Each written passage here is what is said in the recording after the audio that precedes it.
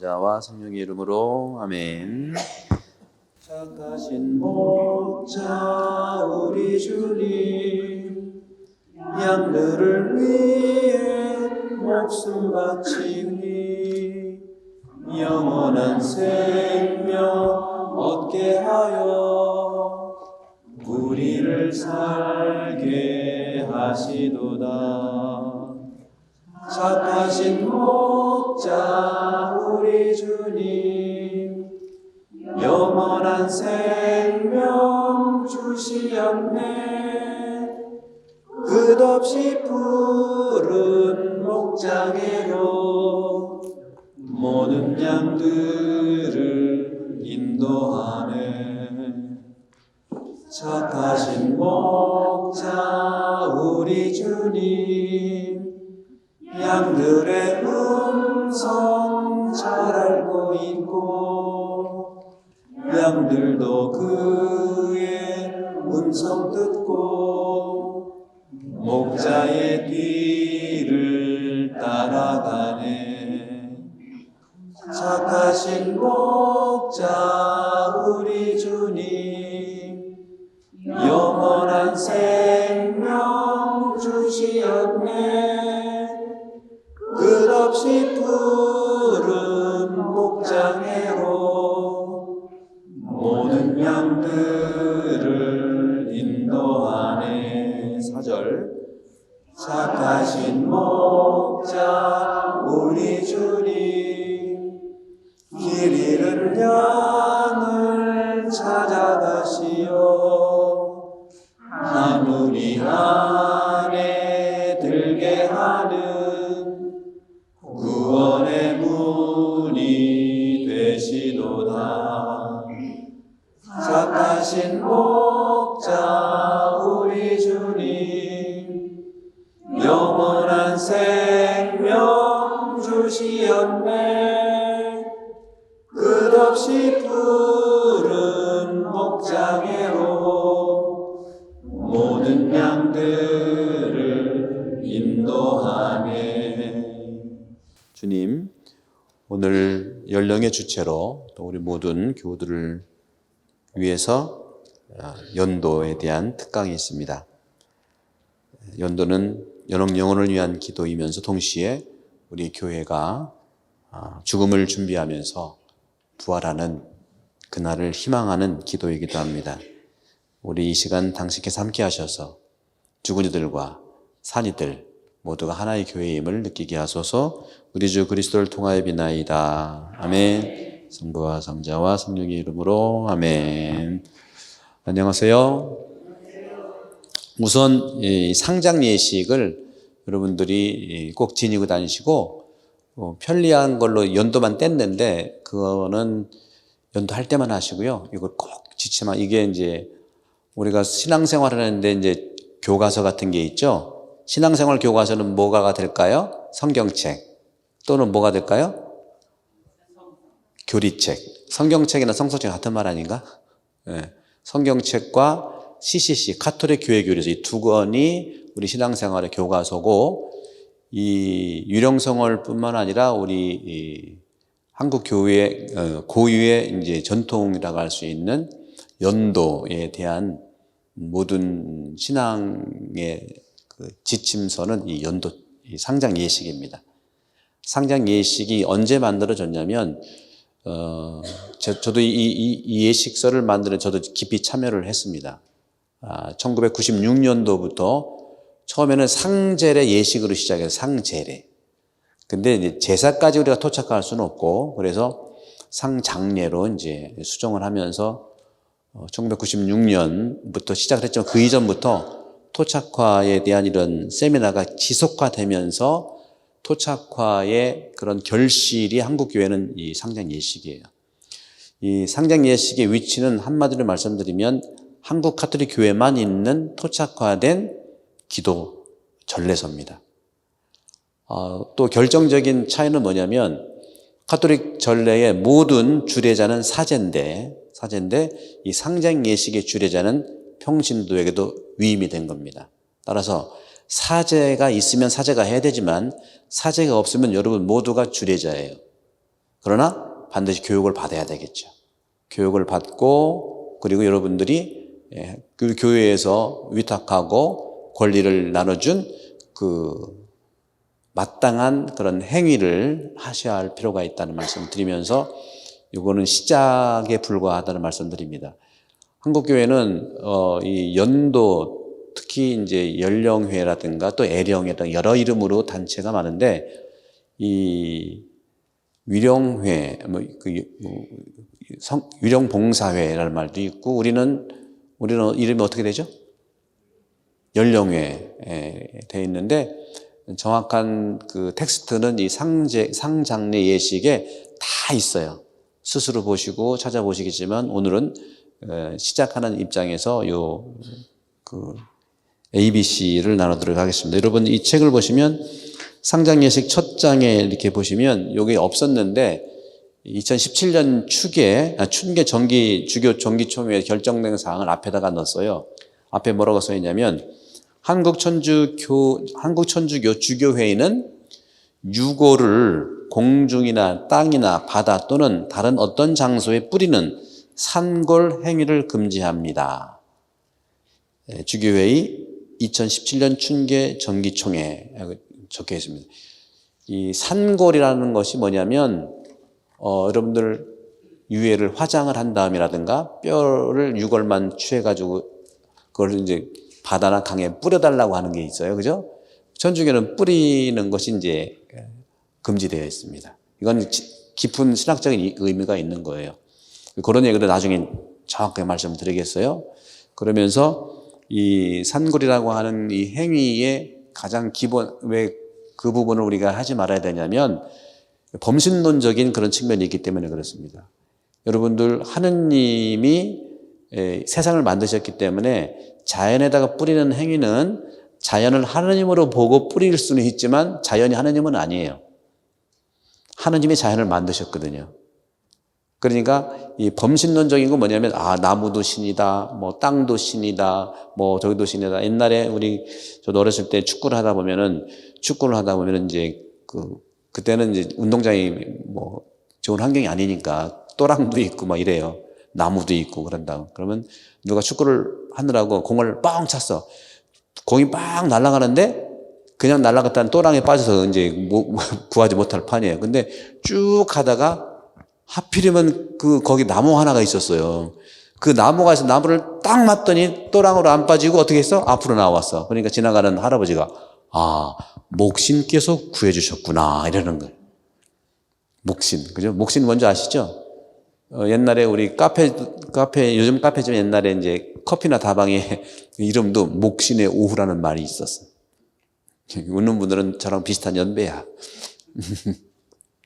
그런 것처럼 한국은 이렇게 자연 중심적인 이런 그 문화가 있는데 그래서 우리가 무속적인 가치들 충분히 좋은 가치들이 많이 있습니다. 다만 우리 그리스도교의 신앙관에서 미신행위다 뭐 이런 걸 떠나가지고요. 정말 그리스도교의 가치이기 때문에 그리스도의 가치를 분명히 하기 위해서 이것을 우리가 하지 말아야 된다는 것은 부활신앙 때문에 그래요. 부활신앙. 우리는 철저하게 부활신앙입니다. 그런 관점에서 이런 말씀을 좀 드리도록 하겠고, 우선 그 인문으로서 그 상장예식, 우리 그리스도교 위령에 대한 신앙이라든가 죽음의 영성이라든가 11월 달에 위령성월의 이 영성은 핵심적인 것이 이 꼬문요 쌍토름이 가장 중심이 되는 신앙의 가치입니다. 꼬문요 쌍토름, 성인들의 통공이란 말 들어보셨죠? 이런 뜻 아시죠? 꼬문요 쌍토름이라는 건 뭐냐면 꼬문요는 일치라는 뜻이 일치, 그죠? 일치. 여러분들 영성체도 커뮤니언이라 하잖아요. 우리 학생들이 first communion 한다고 그러잖아요. 그 커뮤니언이 커뮤니언 같은 말하고 똑같은 거죠. 커뮤니언인데 이 쌍토름은 뭐냐면 성인들과 함께 일치하고 있다. 성인들은 어떤 분이에요? 어디 계신 분들이죠? 성인들은 여기 계신 분인가? 바로 옆에? 아니죠. 그죠? 여기 안 계시는 분이잖아요. 그죠? 성인들은 뭐 하느님과 함께 천상교회에 있다고 우리가 믿는 거니까. 그래서 이 통공이라는 것은 서로 통한다는 거예요. 어떻게? 일치지만 공로가 서로 통한다. 공로가 통한다는 거예요. 공로가. 통공. 여러분들 판공성사 아시죠? 판공성사. 이런 말 판공성사. 같은 건데 판공성사. 판공이 어떤 뜻일까요? 판공? 여러분 때 되면 이거 판공해야 돼. 구역 판공 가야 돼. 누차 판공이라는 말을 많이 해요. 판공이 어떤 뜻이죠? 판공? 예. 공로를 심판받는 겁니다. 공로. 이거는 뭐예요? 공로를 서로 통한다는 거죠. 다 그런 뜻이 있습니다. 그래서 판공성사는 단순히 우리가 성사 보는 행위가 아니라 근본적으로 이거 한국에만 있는 겁니다. 판공성사라는 것도 전 세계에 없어요. 판공성사라는 말이. 한국은 정말 독특하게 우리 문화와 잘 이렇게 연결되면서 아직도 지금도 토착화에 갈 길이 굉장히 앞으로 많이 남아 있어요. 베네딕토 16세 교황께서 2003년 사임하셔서 그다음에 2013년도에 2013년도에 프란츠 교황님이 또 이렇게 하나님께서 불러주셨는데 베네딕토 16세는 대단히 위대한 이 시대의 신학자이시고 지성이세요. 그분은 모든 연구를 이미 다 해놨습니다. 제가 생각하기에는 지금 프란시스 교황님이 굉장히 사목적 교황으로서 모든 교회의 모습을 그대로 예수님처럼 드러내고 있는데 앞으로 몇 세기 후에 혹시 2세기, 3세기, 500년 후에는 베네딕토 16세 교황이 길이 남을 겁니다. 왜? 남는 거는 책이 남아요. 책을 어마어마하게 많이 쓰셨어요. 그 책에 이미 프란시스 교황님께서 하신 행적이 다 있습니다. 다. 그분은 연구가고 그분은 요한 바로 2세와 함께 22년을 신앙교류성 장관 추경하시면서 가톨릭 신앙의 정리를 다 하신 분이에요. 우리 CCC라고 해서 여러분 카톨릭 CCC 카톨릭 캐테키즘 아시죠? 크리스천 카톨릭 캐테키즘. 이게 1992년도에 요한 바로 2세 재직 시에 책이 나왔는데 다 준비를 한 분이 이분이에요. 베네딕토 16세. 두꺼운 교리책이죠. 그걸 지금 어려워서 이제 어려움도 있지만 그걸 또 줄인 것이 또 이제 있기도 하고 그걸 줄인 것이 이제 젊은이는 6캣이라고 하는 거고 그걸 실천하는 건 2캣이라고 하는 건데 이만큼 이분은 이 토착화에 대한 그 기가 막힌 설명도 하셨어요. 앞으로는 미래에 그리스도교의 신앙이 아시아로 중심을 이루고 있고 아시아와 만나야 되는데 아시아의 우리 모든 민족들의 이 가치들이 있죠. 문화. 이런 것들은 우리가 어떻게 그리스도교가 이해를 해야 되느냐 하는 관점에서 볼 때는 바로 베네딕토 16세의 그러한 그 지론인데 아시아의 문화와 아시아의 가치는 그리고 그리스도교의 관점에서 볼 때 대림적 성격을 띠었다 하고 말씀해요. 대림적 성격. 대림이 뭐예요? 대림이? 주님이 오시는 그 시기를 대림절이라고 하잖아요. 아시아의 문화가 그리스도교 입장에서 대림적 성격을 띈다고 말씀하신 분이 베네딕토 16세 교황이세요. 그만큼 우리 문화를 깊숙이 만나고 알아야 된다는 것이죠. 그 자세를 그리고 그 역할을 하실 분이 누구냐? 아시아 사람이에요. 특히 한국 사람이라 우리라란 말이죠. 그 우리라는 한국 사람의 가치에서 지금 한국천주교회가 몇십 년 동안 잘 준비한 게 이 상장 예식입니다. 어마어마하게 획기적인 예식서예요. 그래서 단순히 연도책만 띄어서 우리가 기도만 하는 것이 중요하기도 하지만 그것만 하는 게 아니라 여러분들은 이걸 모든 신학자들과 전례학자 또 사목자 또 일반 그 학문 하시는 우리 문화분들하고 30명 이상 또 오랜 시간에 걸쳐서 요 결실이 나온 거예요. 한 명이 만들어서 된 것이 아니거든요. 그래서 여러분들 소중하다는 걸 말씀드리고 싶은 거예요. 여기에 저도 참여를 했었고 그렇기 때문에 저는 여러분들과 함께 이 교육을 시작할 수가 있고 혼자는 할 수 없죠. 어느 기회가 되면 또 이제 그런 걸 만들겠는데 이 판공성사든 성들의 통공이든 서로 통한다는 게 중요하다. 그리고 공로라고 하는 거, 공로가 뭘까요? 공로는 어떤 것이 공로죠? 공로는 기도예요. 1차적으로 기도를 통해서 공덕을 쌓는 거고 그 기도와 아울러서 사랑의 행위죠. 또 그런 부분들을 우리가 보면서 이 꼬문요 쌍토름이라고 하는 성인들의 통곡은 천국교회와 이 지상교회와 연옥교회가 서로 통한다는 겁니다. 서로 통한다는 거. 그러면 뭘로 통할까? 두 가지로. 기도와 어떤 거? 사랑. 기도와 사랑. 사랑은 이제 카리타스가 될 수 있겠고요. 그래서 우리가 어려운 이웃을 도와야 되고 교회가 교대화진다는 것은 여러 가지를 1차적으로 이웃 사랑을 위해서 하는 겁니다. 여러분도 우리 본당에서 중식하고 석식도 있잖아요. 주일날 중식, 토요일날 석식. 이것도 카리타스, 이웃 사랑을 위해서 하는 거예요. 또 기도하는 마음으로 하잖아요. 그리고 또 연도도 유령성원에 맞춰가지고 계속 기도하는 것은 이웃 사랑 때문에 하는 겁니다. 그런 부분들을 보면서 성인들의 통공이라고 하는 것이 바로 천국교회, 지상교회, 그리고 연옥교회가 서로 공로가 통한다는 건데 그 공로가 첫 번째가 뭐라고 그랬죠? 기도라. 특히 연도. 그래서 여러분들 묘지에 가서 3, 4, 5 가서 같이 연도하면서 교황님의 뜻대로 그리고 이제 그 기도를 하고 전대사의 원칙이 있죠? 하지만 전대사를 받는 것도 그런 거예요. 우리는 어떤 면에서 단체로 하는 것이 익숙하다 가지고 단체로 안 하면 안 하는 것 같아. 예. 그거는 좋은 전통이 하더라도 우리는 3, 4, 프레스디움별로 또 가족별로 또 반원별로 우리는 이제 좋은 정통들은 많이 있어요. 근데 우리가 워낙 크다 보니까 그런데 위로를 받는 건 중요한데 우리 그리스도교 신앙, 특히 천주교 신앙의 가장 토대는 뭘로 말씀드렸냐면 전체 전례의 시작이라고 해서는 개인 전례다. 개인 기도. 둘이 셋씩 하는 거. 이것들이 토대가 돼서 건물이 져지는 거거든요. 그런 관점을 말씀드리고 싶고 그런 점에서 이 통공이라고 하는 이 가치가 이 모든 연도라든가 상장예식 기본적인 그런 신앙의 토대라는 말씀을 드리고 싶어요. 그 다음에 이 상장예식인데 이 상장예식이 총 1장부터 6장까지 되어 있습니다.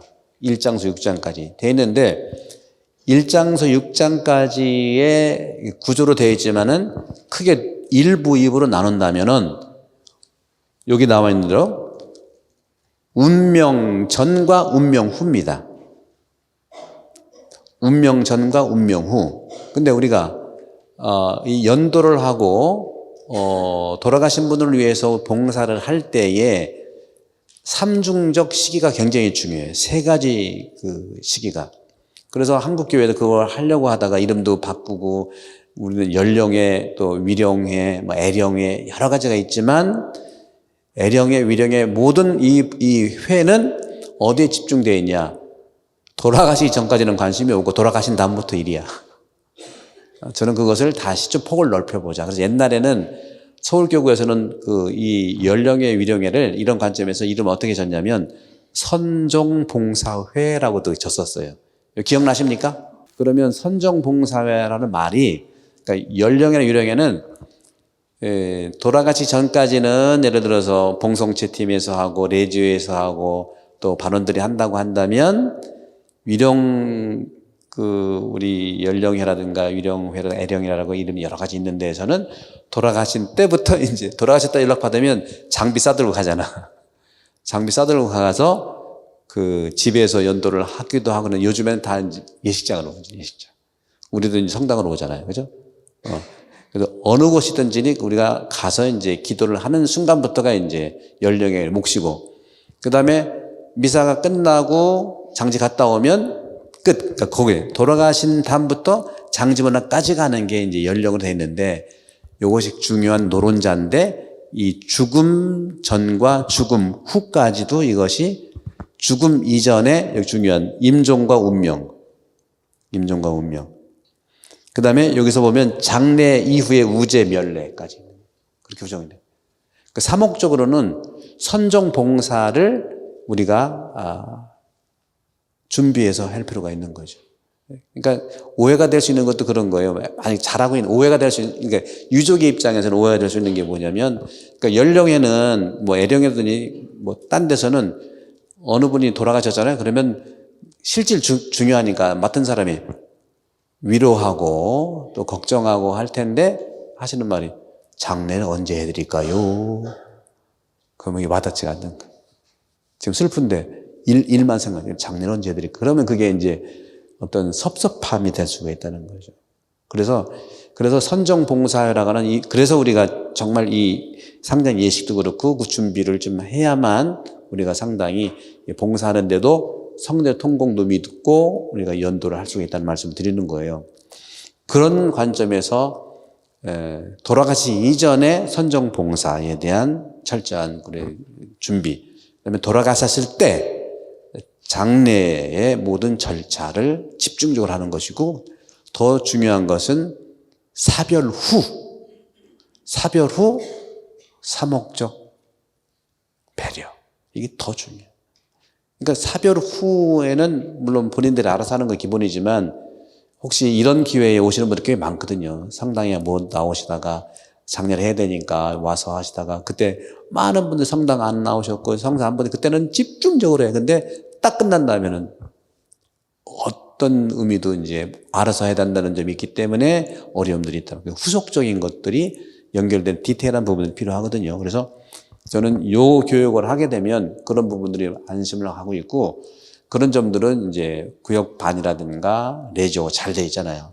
봉사단체가 있으니까 제가 볼 때는 연령이라든가 애령이라든가 이 죽음 장례 봉사회는 말 그대로 이 부분이 충분할 필요는 있어요. 이분들이 막 그 전이나 그 후부터 할 수는 없어요. 이게 바쁘고 시간 적절하게 나눠서 해야 되니까 그 부분들은 철저하게 돌아가시기 이전에 그 선정 전, 그다음에 선정 후 이런 부분들도 특히 레지오도 정확하게, 반도 정확하게 그런 부분들은 이제 말씀을 드리고 싶고, 여기 보시면 이제 일장은 임종과 운명이고요. 일장과 운명. 그러니까 임종 때의 기도문들이 다 여기 있어요. 임종할 때 기도. 그러니까 여러분들 임종 어떻게 하나 하면은 교례책, 기도책 찾아보면 짧은 기도 있어요. 그 기도도 좋지만 임종에 대한 것들이 충분히 여기 있습니다. 다 있어요. 이거 읽어보시고 내용을 첫째 양식도 있고 독서도 있고 말씀으로도 있고 완벽하게 돼 있어요. 이런 기도를 스스로 찾아가면서 하시면서 준비를 해드려야 된다. 준비를. 우리가 뭐라고 그랬어요? 있을 때 잘해야 되잖아.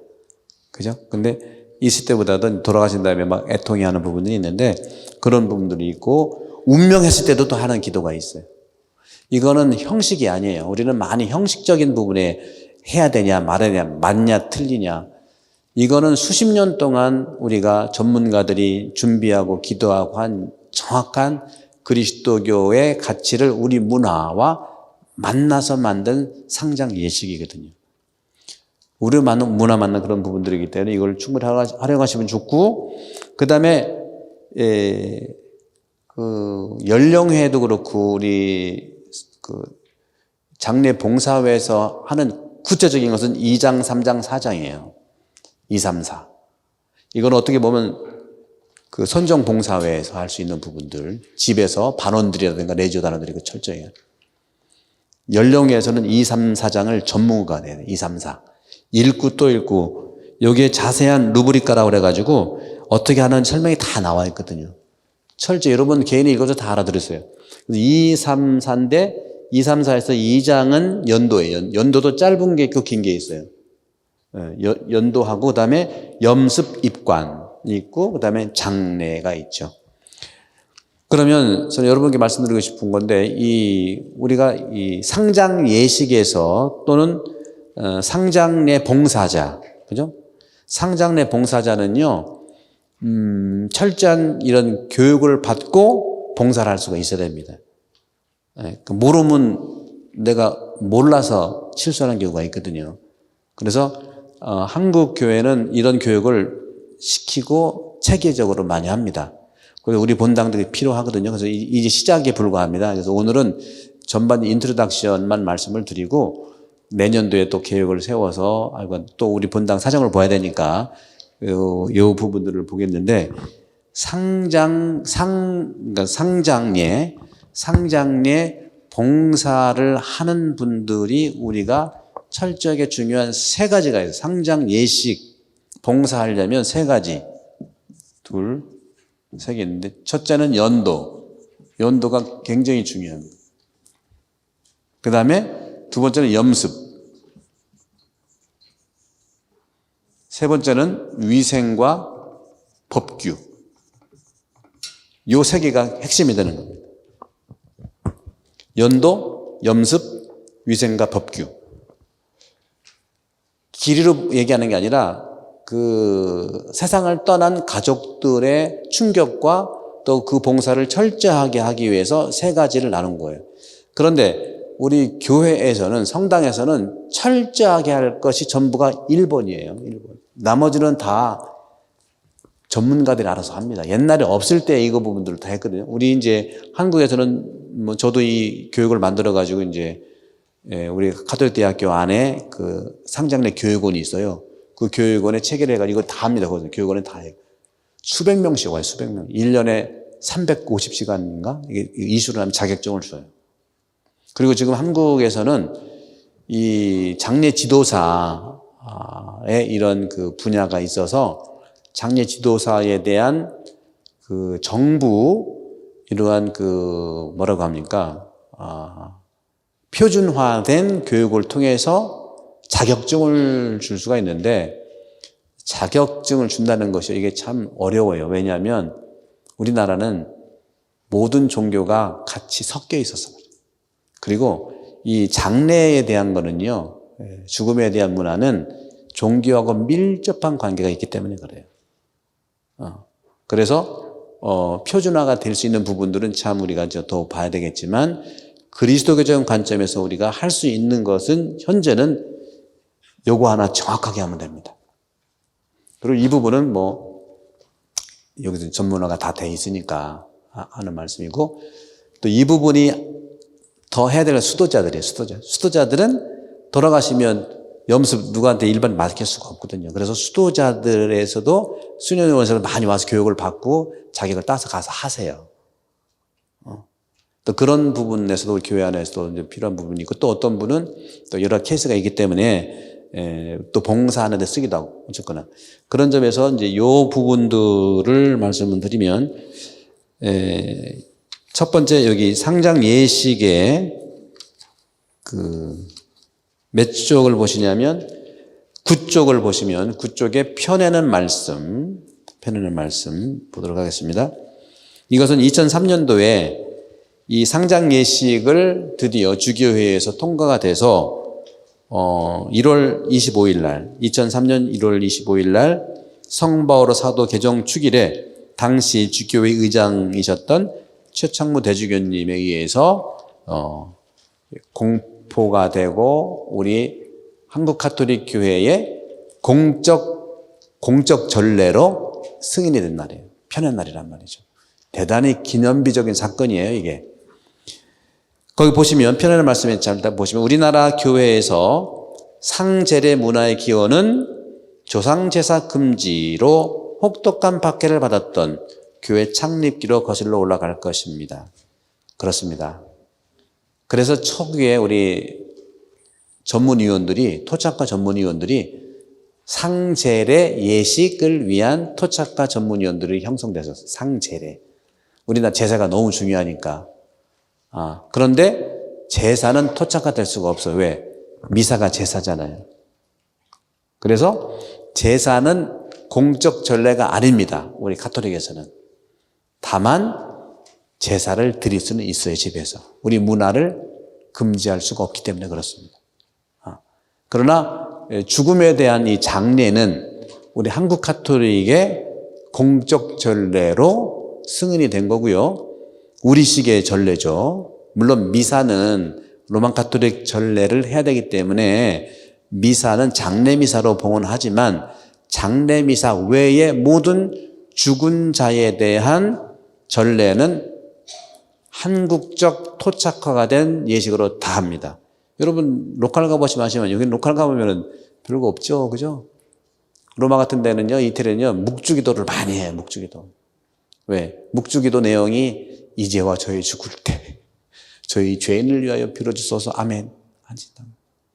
그리고 성모송 자체가 생긴 그 기원이 십자군 전쟁이다 무슨 전쟁이다 하도 죽으니까 그 기도문이 만들어진 거거든요. 그런 부분도 있어요. 그래서 그런 면에서 볼 때는 정말로 한국교회의 이런 토착화의 산물이 이 상장례 예식서라는 거. 다만 조상제사 금지로 박해받은 건 사실이죠. 제가 24, 5년 전에 본당심을 잠깐 했을 때 제가 금산이라는 데서 본당심을 했는데 진산 사건 여러분 아시죠? 윤주춘 권상현이 조상 제사 폐위시키고 안 하고 했을 때 그걸 기회로 인해 가지고 박해가 시작됐잖아요. 그래서 금산 지역에 유교가 깊었는데 그런 유교 깊은 곳에서 천주교 박해의 어떤 뿌리가 됐고, 그러나 오해가 되지 말아야 될 것은 뭐냐면 조상 제사가 미신이 아닙니다, 여러분. 그 당시에는 로마 카톨릭 교황청도 아시아를 몰랐기 때문에 제사를 미신으로 여겼던 거예요. 그게 박해의 중요한 단초도 됐어요. 만약에 교황청에서 정말 아시아의 가치를 우리 베네딕토 16세처럼만 10분의 1만 알았어도 이런 박해를 우리가 축소시킬 수 있다고 저는 믿어요. 오해가 됐던 거거든요. 제사가 왜 미신입니까? 깊이 우리 아시아의 문화를 깊이 해보면 얼마나 깊고 넓은 문화가 있는데 유교, 불교, 도교, 그렇죠? 어마어마한 우리 아시아 가치의 그런 뿌리가 있는 건데 그때는 몰라가지고 안타까운 것은 우리가 또 일제강점기 때에도 이 제사가 미신이 아니라고 교황청에서 해도 된다고 하고 허락이 난 것이 뭐냐면 또 우리 한국 제사, 조선시대의 제사를 이해해서가 아니라 신사참배를 인정하기 때문에 붙여서 허가가 된 겁니다. 너무 창피한 일입니다. 그만큼 몰라요. 지금도 유럽 사람들은 아시아를 잘 몰라요. 대신학자들 외에는 그건 아니지만 문화적으로는 정말 아시아를 모릅니다. 그냥 신비롭고 또 침 논다니까 뭔가 뭐 그렇고 굉장히 신비롭게 생각하고, 그러나 아시아 문화에 보물이 있다는 건 대신학자들 우리 교황님은 다 알고 있어요. 그래서 교황님께서 베네딕토 16세가 그런 말씀하셨죠. 아시아 문화가 우리 그리스도교의 대림적 성격을 띠고 있다. 이 문화를 긍지를 찾아야 되고, 그래서 한국말도 우리가 좀 제대로 좀 해야 되고 우리 문화를 소중히 할 필요가 있는 거죠. 그렇다고 해서 뭐 추석 때 설날 때 섞어가지고 막 여기서 섞을 수는 또 없는 거예요. 이게 차이를 정확하게 알아야 미신화되지 않아요.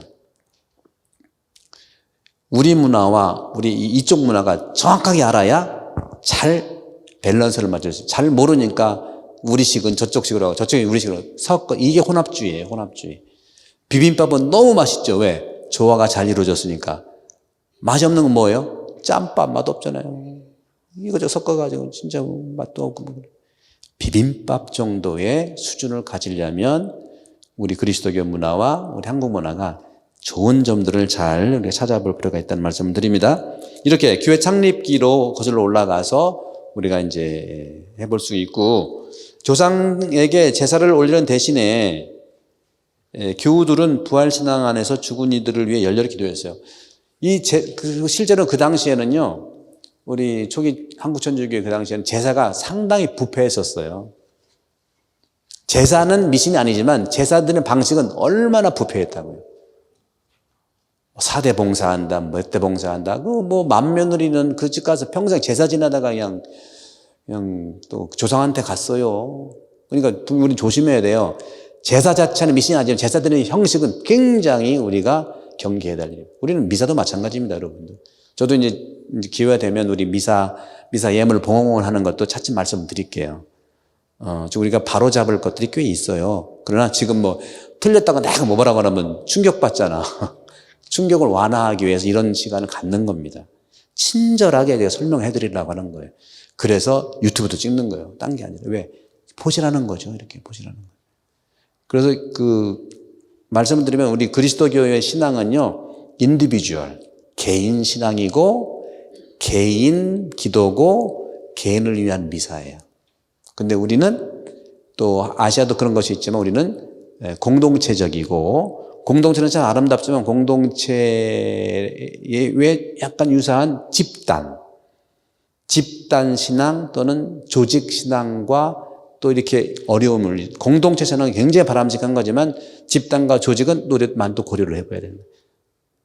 그래서 내가 우리 단체도 보면서 우리 반도 보면서 가정도 보면서 공동체냐 집단이냐 조직이냐 이런 걸 잘 볼 필요가 있어요. 우리나라가 잘 되는 것 중에 하나가 어떤 것이 잘 되죠? 조직력을 하면 잘 돼요. 만약에 오늘 이 교육도 내 지역에서 하겠다 오십시오. 조직을 이용하면 한 300명은 온다고. 또 구역반에 다 모십시오. 근데 그러고 싶지 않아요. 왜? 오실 분 자유롭게 오시는 게 그게 공동체예요, 여러분들. 조직을 이용하면 시간은 없는데 가라니까 가는 거. 그것도 희생이긴 해요. 근데 그건 한계가 있어. 그 안에 자유가 있어야 되고 그 안에 자기가 선택이 있어야 되고 또 자기가 의지를 가지고 와야 된다는 거예요. 왜? 우리가 어른들이잖아요. 자녀들한테도 그렇게 존중하면서 초대하는 게 중요하거든요. 그런 점에서 저는 이제 여러분들께 감사를 드리고, 그래서 이런 점들을 봤을 때 그 당시엔 윤주충이나 권상현이나 조상 제사를 신주단지를 폐회시키고 그리스도교의 이 신앙 가치들을 찾아서 제사를 올리는 대신에, 그런 형식적인 제사죠. 제사를 올리는 대신에 부활신앙 안에서 죽은 이를 위해서 열심히 기도했다는 거예요. 이게 연도의 시작이에요. 연도의 시작. 죽은 이를 위해서 부활신앙. 죽음이 끝이 아니라는 거죠. 이렇게 교우들의 아름다운 관습은 어려울 때일수록 서로 돕고 살았다는 거죠. 예. 계속 맞다고 전화가 오고 있어요. 예.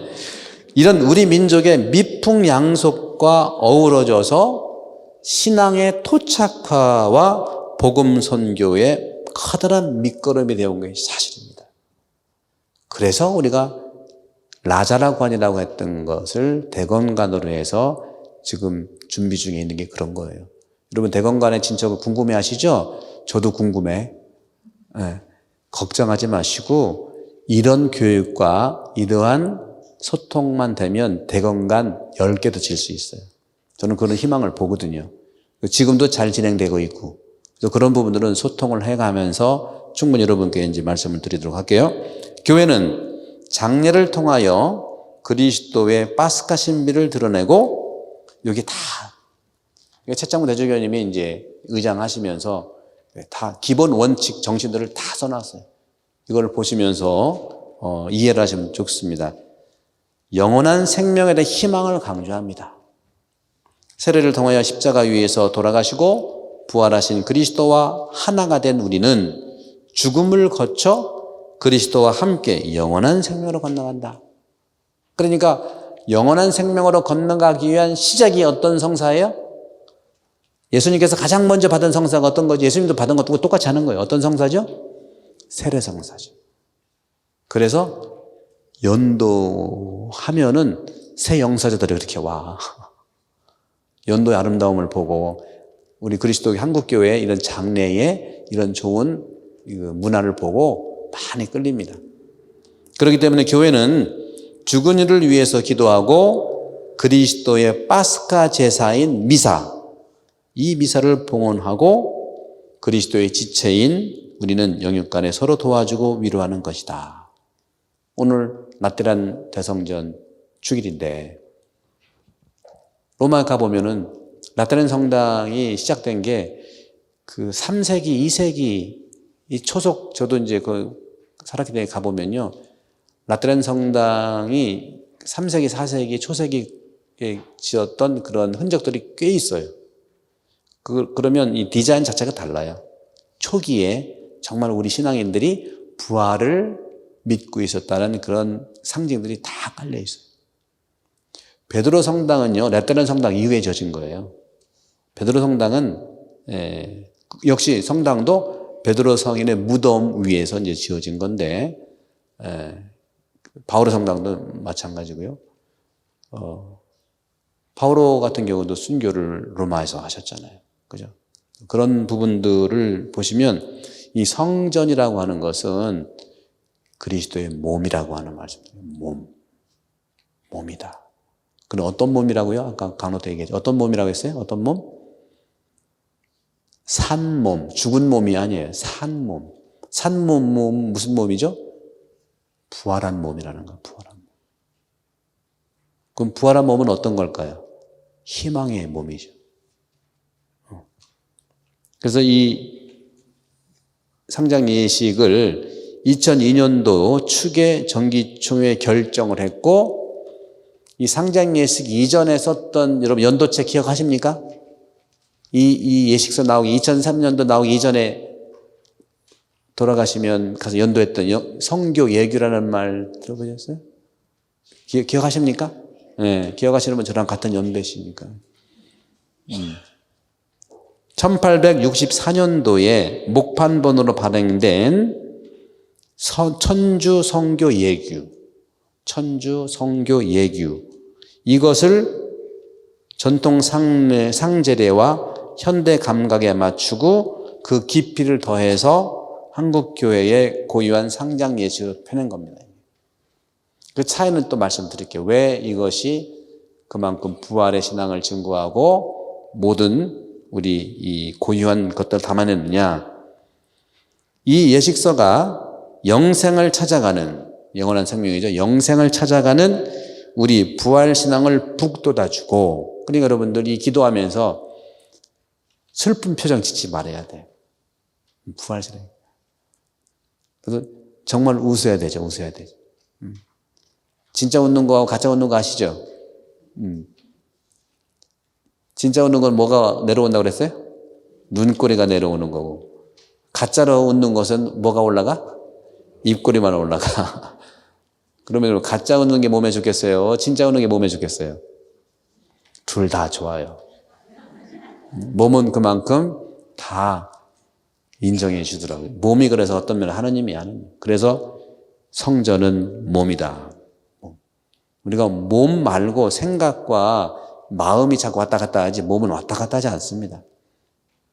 몸이야말로 성전이고 몸이야말로 하느님의 모습이라고 볼 수가 있다. 그래서 그런 점에서는 이 부활신앙을 북돋아주고 교우들의 헌신적인 상내 봉사, 상장례시죠. 상내, 장례, 이 봉사를 통해서 우리 민족의 복음화에도 많은 도움이 되기를 바란다. 민족의 복음화.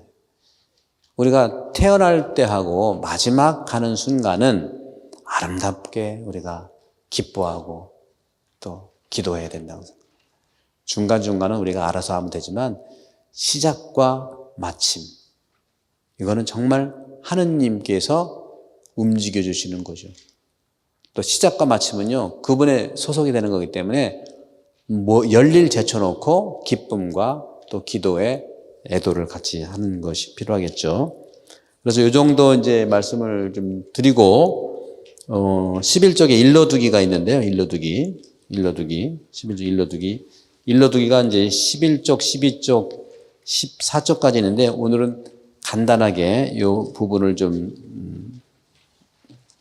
해보도록 하겠고, 여러분들이 이 책을 가져오시면 수시로 읽어보시면 좋겠습니다. 일러두기의 1항, 일러두기의 1항을 보시면 교회는 장례식을 통하여 그리스도의 파스카 신비를 드러내며, 파스카라는 거 여러분 아시죠? 파스카가 뭐죠? 파스카는 예수 그리스도의 십자가의 죽음과 부활까지 얘기하는 거예요. 파스카는 죽음과 부활을, 죽음 없는 부활, 부활 없는 죽음 반쪽도 안 되죠. 그죠? 하나 빠지면 전부 아닌 거예요. 반만 되는 게 아니에요. 아주 안 되는 거죠. 죽음을 통한 부활, 부활을 통한 죽음. 그죠? 파스카. 따라서 장례식을 통해서 그리스도의 파스카. 이게 뭐냐? 파스카 정신은 우리 곁을 떠났으니까 슬프긴 해요. 당연히 상실되는데 얼마나 슬프지 않겠습니까? 우리가 물건을 잊어버려도 막 마음이 아프고, 같이 지내던 우리 강아지가 좀 어떻게 돼도 마음이 아픈데, 그죠? 어마어마한 애도죠. 근데 우리가 슬픔에만 남겨있지 않아야 되는 이유는 뭐냐면 그리스도 신앙, 파스카 신앙을 믿기 때문에. 파스카 신앙이 뭐냐면 예수님이 돌아가셨지만 안 죽었다 얘기하잖아요. 부활하셨다는 거잖아요. 그죠? 똑같이 나도 마찬가지예요. 지금 우리 곁을 떠난 우리 가족이지만 주님 품 안에서 부활한다는 거예요. 언젠가는 만난다는 거죠. 바로 이게 현실적으로 우리 눈에는 돌아가셨다, 살았다에 구별이 되지만 하느님 쪽에서는 나도 산 사람이고 우리가 생각하는 돌아가신 분도 산 사람이야. 이게 파스카 신앙이에요. 그래서 우리는 애도는 분명히 해야 되지만 애도 속에만 남지 않고 바로 부활의 기쁨을 서로 축하하고 기도하는 게 필요하다는 거죠. 다만 그 기간이 있어요. 애도 기간을 가져야 돼요. 제가 이제 그 전에 독일에 있을 때 안타까운 일들이 있었어요. 독일에 있을 때. 제가 아우크스부르크라는 데서 이제 4개월을 살았거든요. 여름 거기서 이제 지내면서 학교도 다니고 논문도 쓰고 하다 보니까 이제 한국 분들이 계셨어요. 몇 분이 계셔서 김치가 먹고 싶잖아요. 그죠? 된장찌개도 먹고 싶잖아요. 그죠? 저 제일 먹고 싶은 게 김치하고 된장찌개예요. 지금도 침이 나오네. 우선 물부터 먹어봐요. 여러분 물 좀 드세요. 근데 거기 이제 옛날에 독일로 우리 한국 분들 일하러 갔잖아요. 60년대. 누구누구 갔어요? 그쪽에는 간호사들, 그다음에 광부하시는 분들. 갔는데 간호사로 갔던 제가 거기서 만나게 된 분이죠. 교우인데 그분이 이제 유학원 남편하고 이제 가정을 꾸려가지고 잘 살고 있었어요. 그리고 아들도 하나, 딸도 하나 두고 단란하게 이제 4명의 식구가 살고 있는데, 글쎄, 제가 근데 언제 1990 제가 갔을 때 94년도에 갔었거든요. 94, 맞아요. 94년도에 6월, 6, 7, 8, 9, 4개월을 사는 6개월 때 갔는데, 이미 그때는 이제 남편은 거의 10년 전에 사고로 돌아가셨어요.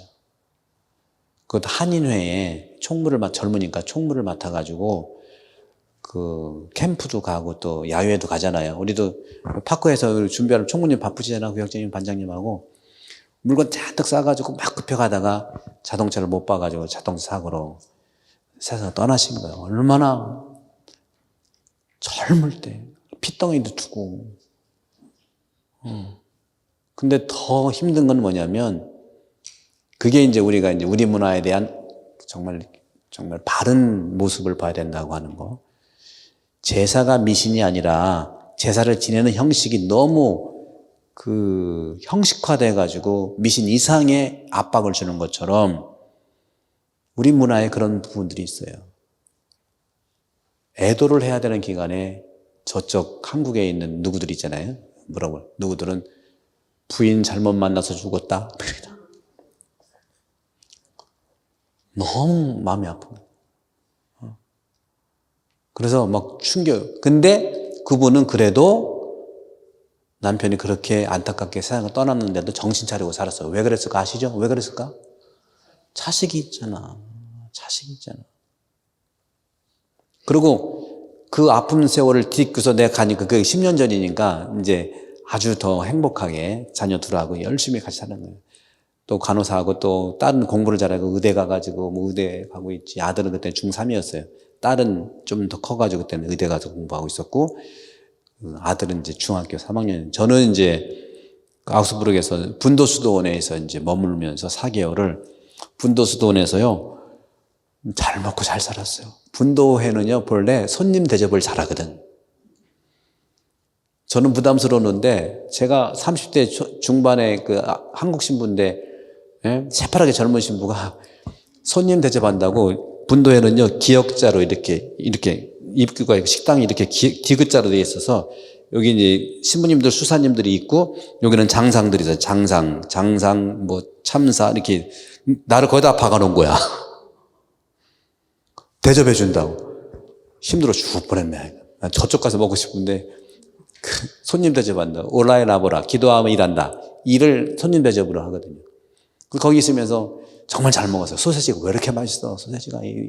독일 가면 소세지 들어보세요. 너무 맛있어. 그때 소세지 잘 먹었거든요, 저도.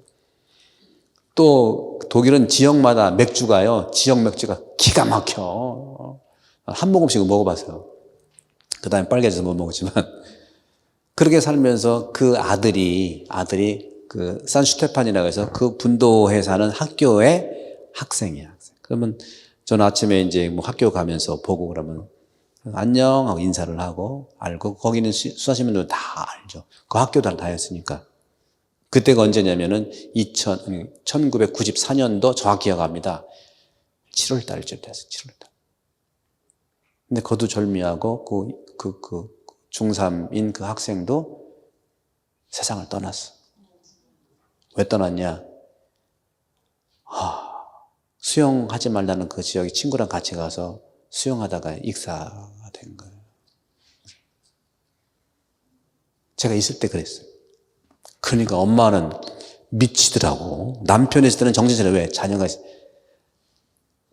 그 아들이 그러니까 완전히 돌아.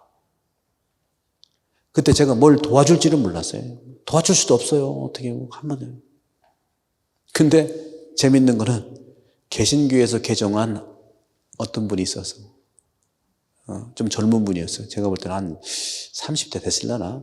독일 분하고 결혼해가지고 개신교회에서 있다가 여기 독일로 오기 전에 서강대학교에서 그 교리를 바꾸서 세례 받고 독일로 와가지고 독일 남편하고 살면서 그 이쪽 집안하고 가까웠었어요. 근데 이분이 역시 개신교 출신들은 다르더라고. 막 엄마 힘들어하니까 위로한다는 말이 정신 차리세요. 그 하나님이 그런 거 아니잖아요. 정확히 얘기하면은 수영 금지구역 가서 그런 거 아니야. 그러니까 위로한다는 말이 그거야. 그래서 난 지금 같으면 막 되게 뭐라고 그래요. 그런 말 하지 말라고. 그래! 근데 그때 난 마음대로 해가지고 야 세게 얘기한다. 너무 세게 얘기한다. 저런 말이 도움이 될까? 도움이 안 되거든요. 그러니까 그 엄마가 그러는 거 듣다가 딱 보니까 정신을 딱 놓았다가 그 말 들으면 정신 딱 차린 다음에 말은 맞잖아. 그렇잖아. 말은 맞잖아. 수영 금지구역에 가서 하느님이 그런 게 아니고 근데 이 엄마는 뭐라고 하냐면 하느님 왜 그러시냐고 왜 나한테 남편도 데려가고 왜 아들 데려가냐고 당신 안 믿어 막 이렇게 했어요.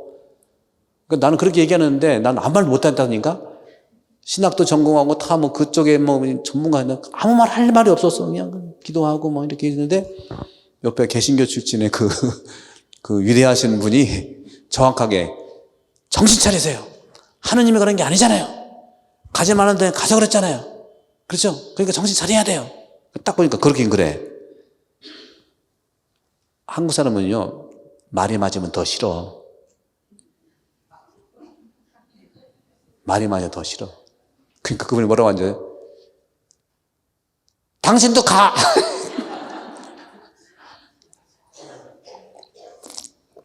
제가 지금 말씀드리는 것은 여러분 연령애한테 말씀드리는 거예요 지금.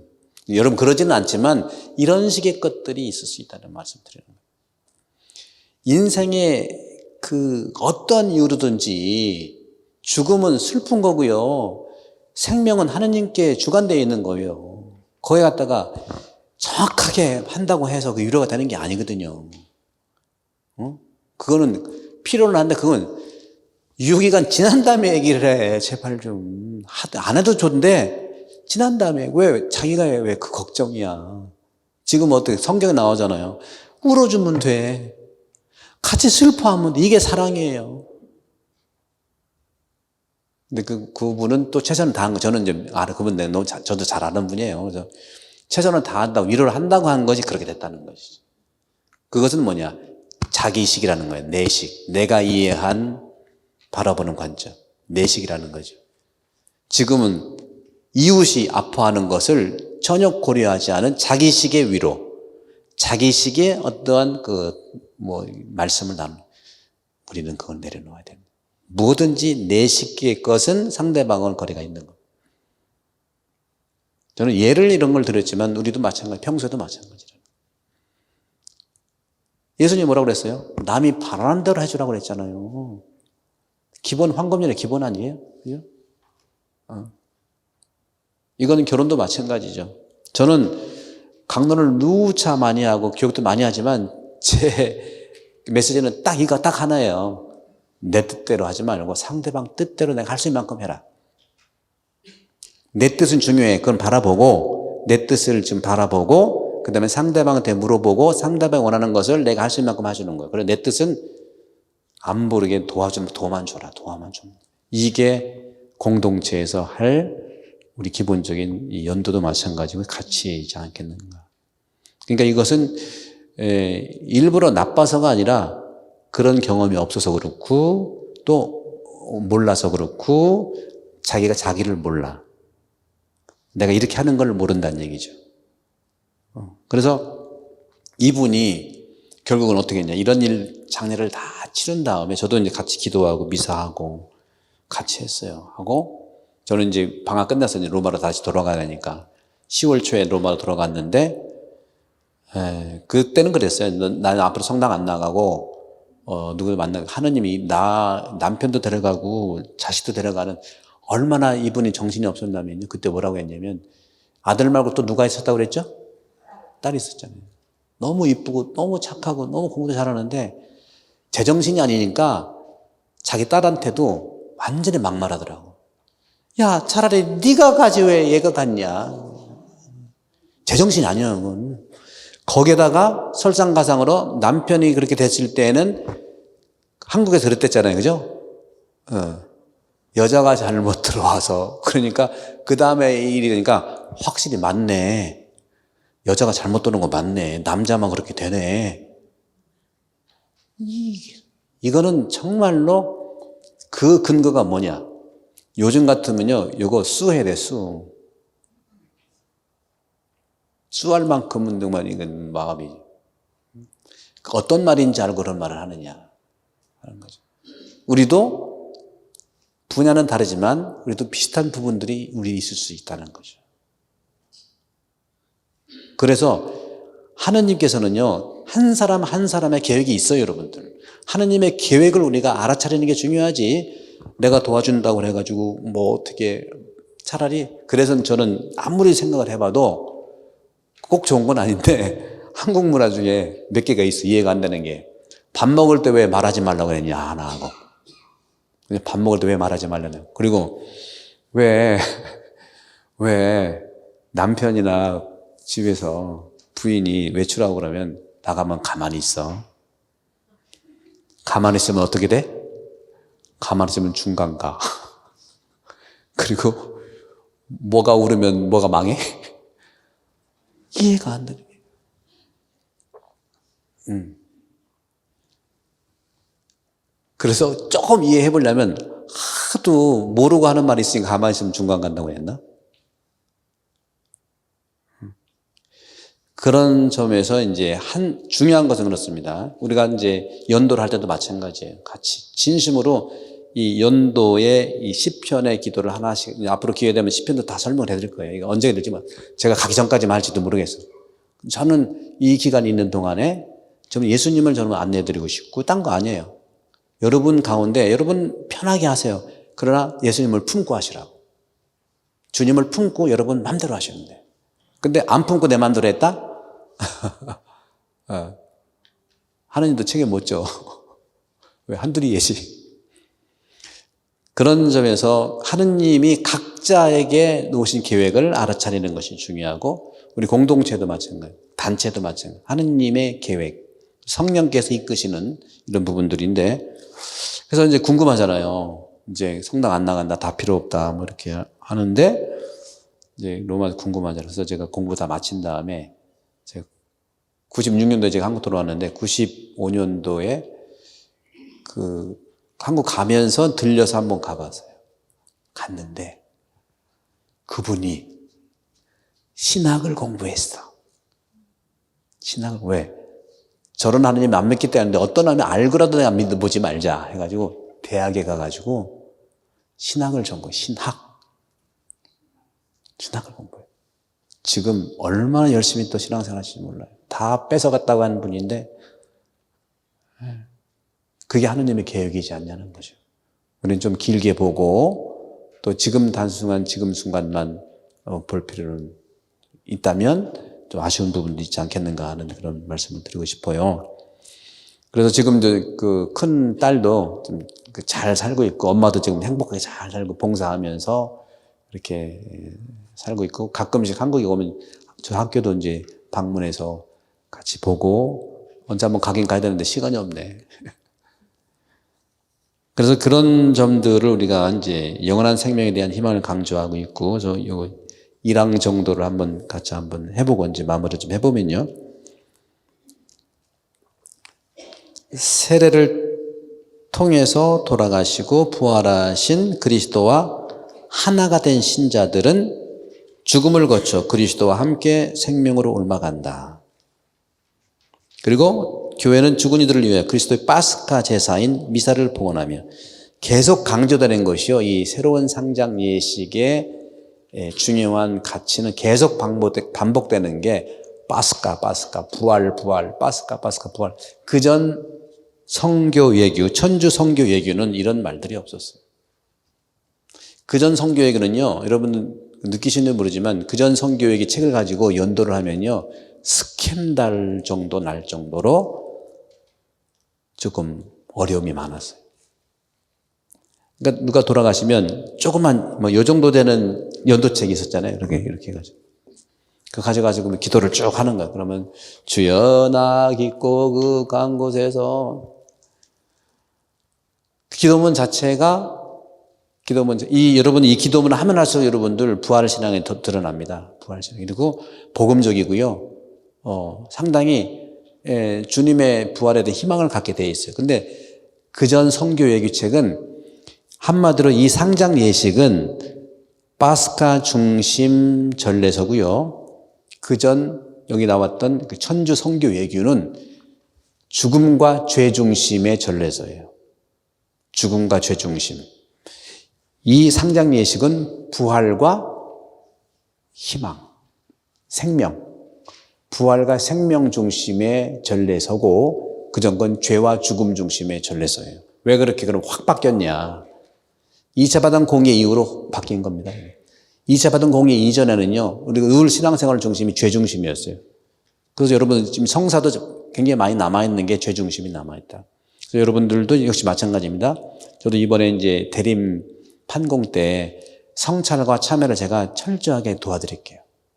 저도 이제 이곳에 와서 성사를 많이 봤는데, 성사를 많이 보시다 보면 대부분 잘 하시는데, 성찰과 참여를 하시면 더욱더 성체성사와 예수님을 더 닮을 수 있어요. 제가 그래서 여러분 저한테 성사 보신 분 한번 기억나실 거예요. 예를 들어서 어떤 분이, 시부님 저 열심치 못해요. 열심치 못한 건 죄가 아닙니다. 하느님이 당신 열심히 했다고 판단하지 않으시죠? 그렇게 얘기해요. 또 어떤 분이, 제가 미워했어요. 미워한 것도 죄가 아닙니다. 다만 계속 미워한다? 그건 죄지요. 스님 저 주일 빠졌거든요. 주일 빠진 거 죄가 아닙니다. 어떻게 빠졌나가 죄지요? 물어봐. 그러면 아파서, 아픈 건 죄가 아닙니다. 아픈데도 나오는 게 죄인가요? 이렇게 복음적이고, 이자반 공예에서는 정말 우리 교우들에게 생명과 부활과 기쁨을 선물해 준 거예요. 기쁜 소식이잖아, 여러분들. 그런데 1962년도 이자반 공예 이전의 신앙생활은 트렌튼 공예, 그러니까 종교개혁 이후에 트렌튼 공예가요, 엄청 오랜 기간 동안 그 공예를 열면서, 그때 개신교가 이제 나가면서 천주교 재점검한다고 하는 그런 트렌튼 공예가 상당히 세밀하게 처음 다 해놨어요. 세밀하게. 그 공예로 거의 한 500년들이 이제 이렇게 400년 되겠구나. 이렇게 좀 하다 보니까 지금도 그렇게 나와 있고, 옛날 신부님은 뭐냐면, 1962년도 이전에 사제품 받은 분들, 그리고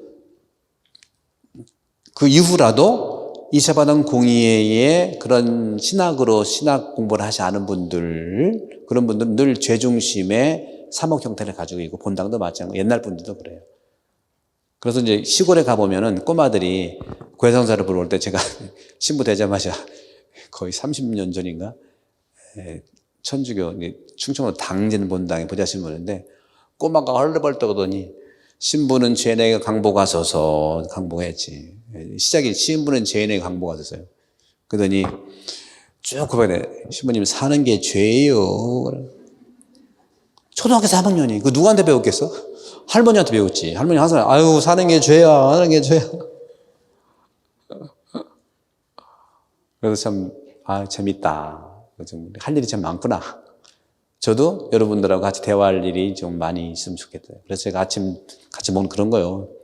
어떻게 2,000명 주일날 2,000명 오는데 뜬치면 다 하겠습니까? 수시로 이렇게 말씀을 드리도록 하고, 그리고 이렇게 해서 여러분들이 이해를 하면서 이제 복음 중심으로 가면 좋겠다는 말씀을 드려요. 그래서 대림 때도 여러분들 성찰과 회심에 대한 말씀을 나눠드리도록 하겠고, 그것이 바로 오늘 여기에 했던 파스카. 그래서 이 파스카 제사, 그리고 파스카 제사 미사를 봉헌하고 기도와 전구. 전구는 아시죠? 전구는 개신교 중보기도를 전구라고 하는 거고요. 전구는 뭐냐면 성인들이 우리를 위해서 이렇게 도와주는 기도죠. 중재해주는 기도죠. 중재. 그런 전구. 그래서 이 용어들이 좀 쉽지는 않을 수 있는데 여러분들 제가 지난번에 20번 우리 교리한 거 있죠? 거기에 다 있으니까 시간 될 때 수시로 들으세요. 괜찮아요. 들으시면 이해가 될 수 있는 것이 되니까. 전구로서 서로 통공이 뭔지 아시죠? 아까 서로 통한다는, 공로가 통한다는 거죠. 그리스도의 지체들이 서로 영신적으로 도와주고 위로하게 한다. 그런 점에서 지난번에 천주 성교 예규는 죄 중심의 기도문들이 많아요. 그럼 예를 들어 뭐냐? 기도문을 보면은요, 주여 이 죽은 누구는 그러면 죄악이 씨알과 같아서 내 죄악이 씨알과 같이 내 죄가 얼마나 알맹이 같이 나를 이렇게 감싸고 있고, 그러니까 나는 죄인이다 이거예요. 그래서 그렇게 기도문을 하면은요, 성당 안 다니는 사람도 같이 기도할 때 있을 수 있잖아요. 그러면 그분 오해해. 저 돌아가신 분이 무슨 현행범인가? 현행범도 그래, 현행범. 자꾸 저 죄를 용서해달라니까. 죄인 용서해달라는 게 기도문에 쫙 깔려 있어요. 임종 때도 마찬가지고, 그 연도 때도 시편이 그런 게 아닌 거예요. 시편은 이제 똑같은 거니까. 시편 기도 시편 전후에 하는 기도도 있어요. 그죠? 그게 전부 이 죄인을 용서해 주시고, 죄악이 씨알과 같아서, 당신을 통하지 않으면 나는 구원도 못 되는 것이고, 근데 그런 기도문이 우리는 다 없습니다. 2차 받은 공의 때문에 그래요. 복음 때문에 그래요. 이 기도문은 하면 할수록 기쁨과 희망을 갖게 돼요. 한 가지 예를 들어 볼까요? 한번 직접 보는 게 나으니까. 한번 어를 열어보시냐면, 여러분들, 지금 연도책 있으신가요? 연도책 있으시면. 그리고 여기 독서, 기도, 이거 다 그렇습니다. 여기 보시면은, 일단은, 우리 이제, 오케이. 염습도 마찬가지고, 염습 때도 기도문도 그렇고요. 이게 전부 다 복음 중심으로 해서 다 이제 기도문들이 이제 나왔어요. 오케이. 122쪽, 123쪽, 사망일부터 장래일까지, 장래일부터 탈상일까지 기일에 하는 것들이 쭉 있거든요. 예. 사망일부터 장래일까지 보시면 제가 한번 읽어볼게요. 기도합시다. 언제나 저희를 불쌍히 여기시어 너그러 용서하시는 하나님. 그죠? 늘 우리를 자비를 베푸시고. 근데 그 전 기도문은요, 이 죽을 죄인에게 내 죄가 씨알과 같아서 당신을 바라보기에는 너무나. 근데 여기는 보시면 언제나 저희를 불쌍히 여기시어 너그러 용서하신 하나님, 오늘 이 세상을 떠난 예를 들어 바오로의 영혼을 기억하시어 사탄의 손에 넘기지 마시고 거룩한 천사들에게 고향 낙원으로 데려가게 하소서. 나도 막 가고 싶어 지금. 바오로는 세상에서 주님을 바라고 믿었사오니, 그죠? 지옥벌을 면하고, 있다면 지옥벌을 면하게 하다는 청원이니까 면하고 영원한 기쁨을 얻게 하소서. 우리 주 그리스도를 통하여 비나이다. 얼마나 아름다운 기도예요. 그 다음에 장래 후부터 탈상까지 기도합시다. 주님 세상을 떠난 바오로를 생각하며 비우니 주님의 성인들과 뽑힌 이들 반열에 들어 주님의 영원한 기쁨을 누리게 하소서. 또 기일에도 마찬가지, 기일에 기도합시다. 너그러우신 주 하느님, 바오로의 기일에 천국 영광을 바라보며 비우니 세상에 사는 저희가 주님의 말씀을 따라 살게 하소서. 이 그전 상장시는 완전히 부활 중심이고 생명 중심, 기쁨 중심으로 보완이 된 겁니다. 그런 부분들을 좀 보시고 오늘은 이 정도로 할게요. 이 정도로 하고 다음에 또 기회가 언제 마련해서 이제 시작이 중요하니 시작했으니까 이제 체계적으로 더 하게 되면 일러두기 2항부터 좀 나가도록 할 테니까 여러분들이 책이 있으니까 1항, 2항 충분히 보시고 또 연령회에서는요. 연령회 할 때 회의도 하시지만 요 기도를 하시면서 일러두기를 같이 공부를 5분이라도 했으면 매번 할 때 5분 정도 중요한 거 뭐라고 그랬죠? 위령기도와 염습과 장례 2, 3, 4가 있으면 입관할 때도 그렇고 여기에 기도문 전후에 설명들이 쭉 있거든요. 그 대단히 중요한 설명들이에요. 거기에 다 그러니까 여러분 걱정하지 마시고 장례가 나면 이것만 이대로만 하면 돼. 이대로만 하면 됩니다. 그렇게 말씀을 드리고 싶습니다. 그러면 영광성으로 마치도록 할게요. 성부와 성자와 성령의 이름으로 아멘. 영광이 성부와 성자와 성령께 성부와 성자와 성령의 이름으로 아멘. 수고하셨습니다. 감사합니다.